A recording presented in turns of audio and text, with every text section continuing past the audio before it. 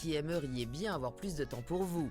Scorpion, c'est la journée idéale pour commencer un régime, entreprendre un nouveau sport, changer vos habitudes d'hygiène, de vie, etc. Sagittaire, vous refusez d'accepter vos points faibles actuels. Un manque d'acceptation est responsable de votre fatigue. Capricorne, votre énergie importante fait des envieux et vous allez toujours de l'avant. Le moral est au beau fixe. Verseau, ne vous sentez pas frustré parce que vous ne pouvez pas tout faire en même temps ou ne pas être partout à la fois.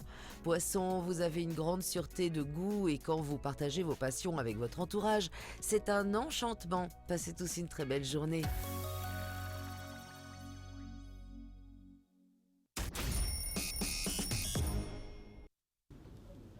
Voilà, c'est le 6-9, mesdames et messieurs, sur votre antenne, sur la télé d'une autre planète. C'était l'horoscope.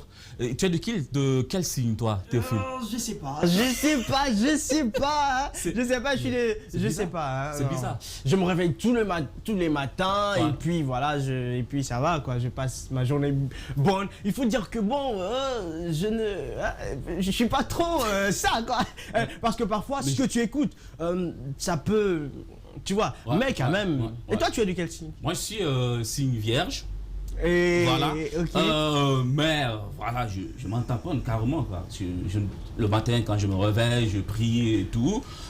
Pour moi, ça suffit. Je prie juste Dieu de pouvoir faire en sorte que je continue à vivre, voilà, que j'ai une bonne journée. C'est important voilà, quand même. C'est tout ce qui m'importe. C'est important quand même de se lever avec oui, par moment, de après, bons pieds le matin. Tu peux te réveiller parce que je ne suis pas en train de dire que c'est quand même c'est un mensonge quelque part. Hein. C'est pas du tout. Voilà, parce que l'astrologie, il faut quand même y croire juste un petit peu. Voilà. Ça se dit, ça se raconte des choses. Vous allez vivre ces choses-là pendant la journée. Faites attention à tel, mais après, voilà. Le destin, personne n'a le contrôle du destin. Donc tu contredis les... Je contredis pas, non, mais on va faire sortir. Voilà, ce qu'on va faire, on va trouver un registre spécial d'Amaro où toi, tous les jours, on va faire ça. Tous les jours, lui, il va nous écrire selon ses prédictions à lui. Qu'est-ce qu'il va faire? Je suis pas un prédicateur. Non, mais selon ta vie, quoi, la façon dont tu te lèves tous les matins et puis tu vas nous raconter. Ouais. En tout cas, les auditeurs. Mais si ça intéresse les gens. Chaque jour, je te demanderai comment tu t'es levé, de quel pied, et ce que tu vas faire. Et tu vas me dire, par exemple, juste après là, qu'est-ce que tu vas dire? Bon, attends, je devine. Tu vas dire... tu vas rire. Tu vas rire, tu vois, je savais que tu allais rire. Non, mais après, c'est pas l'explication de l'horoscope. L'horoscope, au moins, ça te prévient qu'est-ce qui est censé t'arriver pendant la journée, qu'est-ce que tu es censé faire, comment tu es censé être surtout. Mesdames et messieurs, ce qu'il va faire tout de suite, il va parler du chiffre du jour. C'est promis. Tu prédis? Ouais. Très bon si tu sautes là, non, tu le mets. Alors, le chiffre du jour, 124. Depuis le 12 mars dernier, Théophile, date à laquelle la Guinée a enregistré son premier cas de Covid-19, 124 jours se sont écoulés. Et qu'est-ce qu'on en retient? 124 jours, c'est pas petit, hein. Il faut dire que c'est plusieurs mois, hein. On parle de 3, bientôt 4 mois, que c'est arrivé mars, avril, mai, juin et nous sommes en juillet. Et donc 124 jours, jour pour jour, nous enregistrerons, comme tu l'as dit, le premier cas de coronavirus chez nous ici en Guinée. Qu'est-ce qu'on peut retenir, hein? Il faut dire que pendant ces moments, hein, il y a eu beaucoup de malades. On était à 1 et maintenant aujourd'hui on est à plus de 6000 cas, hein, on le notait depuis hier. Mais aussi il faut noter qu'il y a des guéris et c'est aussi le plus important dans ce chiffre 124 jours, mais dans ces 124 il y a des chiffres qui sont dedans comme 6000 et quelques personnes qui ont été testées positives avec 4000 et quelques guéris. Mais aussi ces personnes qui nous ont laissé une trentaine de personnes. Oui, au total 37 morts jusqu'hier, voilà, durant ces 124 jours. Mais est-ce que tu as l'impression aujourd'hui que les mesures barrières sont en train de délaisser un peu l'application de ces mesures-là? Il faut dire que au début, les gens n'avaient pas encore pris la mesure des choses. Hein, les premiers jours, oui, on s'attelait à faire. Bon, c'est chez les autres, on ne savait pas trop arriver, et ainsi de suite. Jusqu'à ce que ce soit arrivé chez nous en mars. Pourtant, on savait que chez les autres, c'était depuis janvier, même décembre, depuis là-bas en Chine. Et donc, Au début, les gens avaient des problèmes avec, ils ne croyaient pas, jusqu'à ce que nous ayons nos premiers cas. Et oui, après un certain moment, quand ils ont vu que les gens ont commencé à mourir, et ça, je crois que les mesures ont commencé à être beaucoup plus respectées. Mais après, les gens ont vu que, il y a des mesures qui ont été établies, mais il n'y avait pas de réponse adéquate. Ouais. C'est sûr que la population dit, bon, ne sortez pas, il n'y a pas de marché à 16 h. Mais après, on ne voyait rien. Et puis, les gens ont commencé à délaisser petit à petit. Mais il faut dire aussi qu'il y a certaines communications où des gens ne croyaient pas concernant la peau noire pour dire que ça ne nous attaque pas. Mais finalement, les gens sont revenus. Ouais, et justement, on ne va pas dire que ça a été une fatalité pour nous parce qu'au départ, puisqu'on n'y croyait pas, on a juste attendu la chose arriver. Aujourd'hui, la Guinée, si on parle de la Guinée, si on parle de notre pays, on enregistre le plus bas score avec 37 morts. Ça prouve vraiment que nos médecins, ils sont en train vraiment de travailler. Mais je voudrais quand même souligner cette déclaration, cette annonce donc, du directeur national de l'Agence sanitaire de l'Agence nationale de sécurité sanitaire, qui était intervenu donc, dans les GGI, qui a dit donc, que le nombre de cas confirmés pourrait flamber.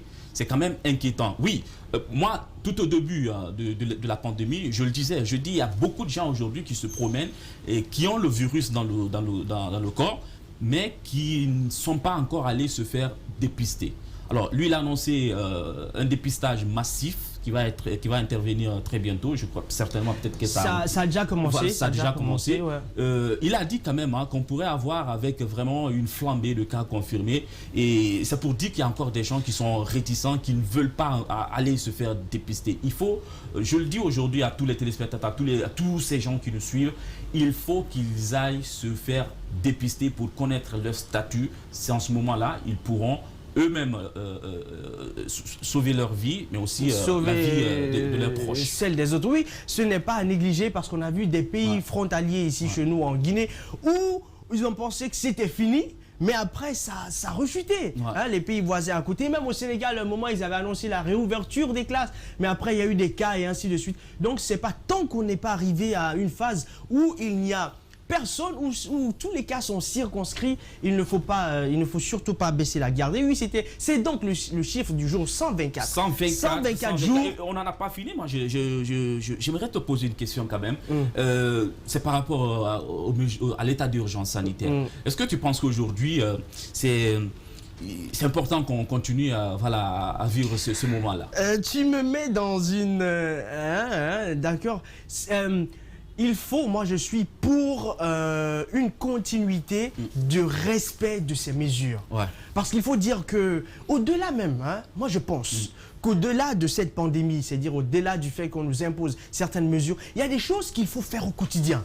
Qu'il y ait coronavirus, qu'il y ait Ebola, qu'il y ait ou pas, il y a des choses qui nous aident mentalement à vaincre la pandémie. Quand tu vas, des études en médecine montrent que la plus grande partie, les 80%, pour ne pas dire les 100% des maladies que nous avons, sont dues à la saleté, à ces mains, à ces choses que nous portons. Donc, qu'il y ait ou pas, c'est important de laver les mains, de continuer à le faire. Et oui, moi je suis pour une continuité dans le respect de ces mesures. C'est-à-dire que même si aujourd'hui, on nous disait que bon, c'est fini en Guinée, il n'y a que 100 ou 200 personnes et plus personne d'autre n'a, il faut qu'on continue, même si tu sauras pourquoi je t'ai posé cette question. Parce que hier, je quittais 36, il était 13 h, j'ai vu les gens, ils étaient en train de prier. Ils étaient en train de prier devant une mosquée qui était fermée. Ils n'étaient pas aussi nombreux que ça, mais on a vu ces derniers temps, dans des cérémonies, des gens qui s'amassent.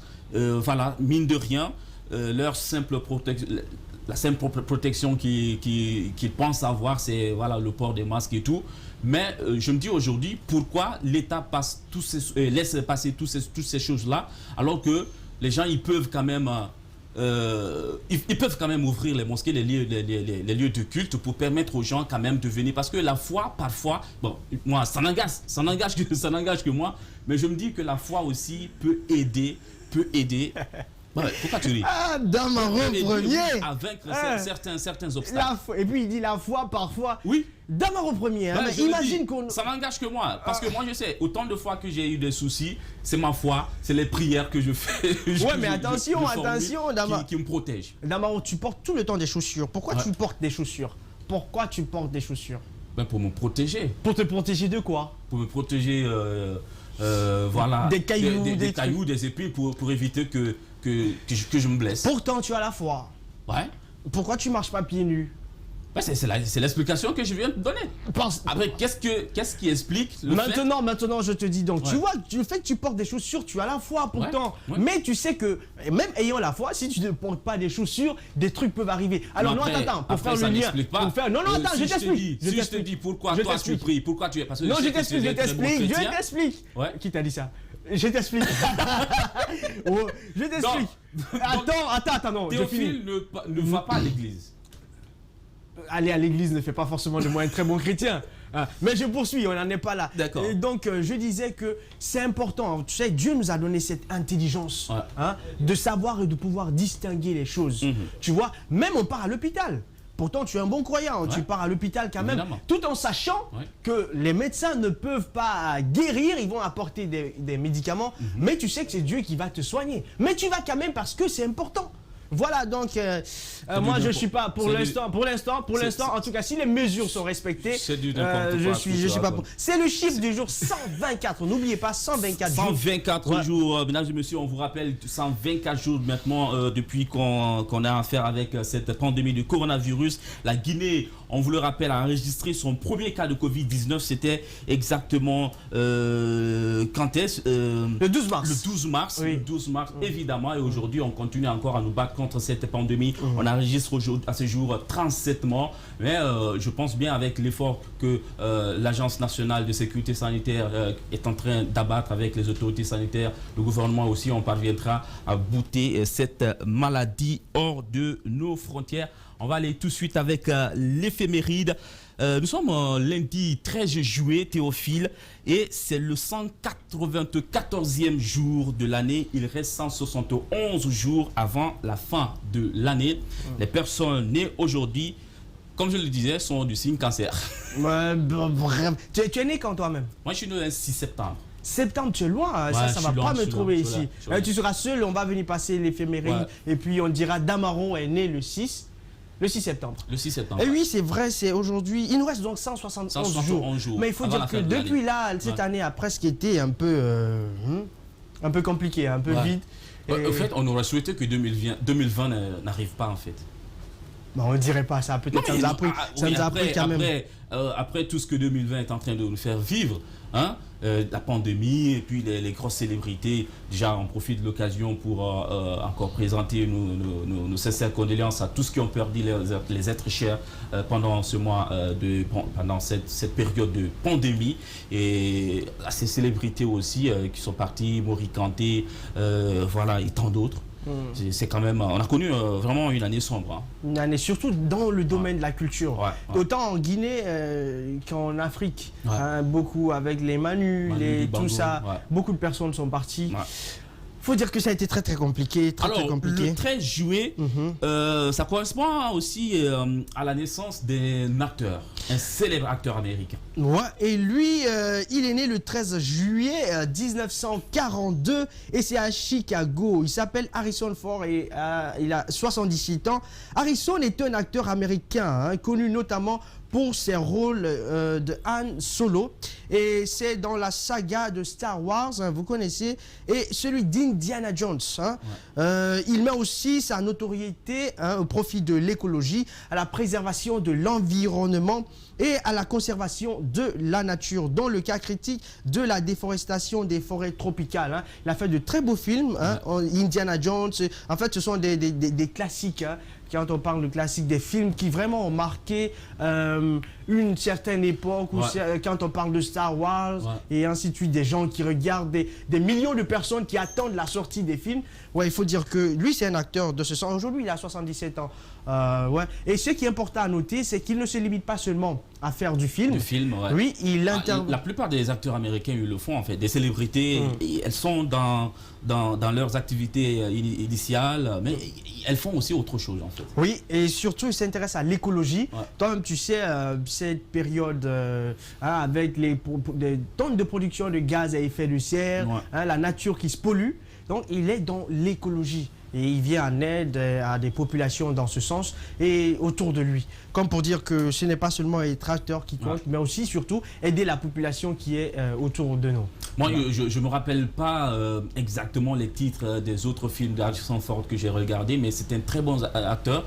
Et je crois qu'il a tourné notre film où il incarne en fait le président de la République, Ok. le président des États-Unis. Mais c'est un film vraiment, si je trouve le titre du film, je vais vous le recommander. Il faudra nous le parce que rappeler. c'est extrêmement important. Moi, tous les films, tous ces films qui parlent de politique aux États-Unis, en fait, de politique de façon générale, ça m'intéresse. Ouais. Tu connais quelqu'un qui est né le 13 juillet je sais pas, moi, non. Le 13 juillet. 13 juillet. Non. Non, pas trop. De toute façon, on se rappellera qu'un 13 juillet, un lundi, voilà, le 6-9 a démarré. Et oui, d'accord. Et il y avait Damaro premier. Ouais, et Théophile façon Théophile Mano. deuxième. Non, Voilà. jamais. Je suis Théophile premier aussi. N'importe quoi. Voilà, c'était donc l'éphéméride. On parlait du 13 juillet, justement, c'est le 194e jour de l'année. Il ne reste pour nous que 171 jours avant la fin de l'année. Mesdames et messieurs, dans un court instant, on va partir avec la belle histoire du jour. Après, on fera un clin d'œil à la rédaction avec, bien sûr, le grand format de la rédaction politique. Mais nous allons tout de suite marquer une courte pause pour revenir juste après vous parler de l'édito du jour avec Alphonse Marat.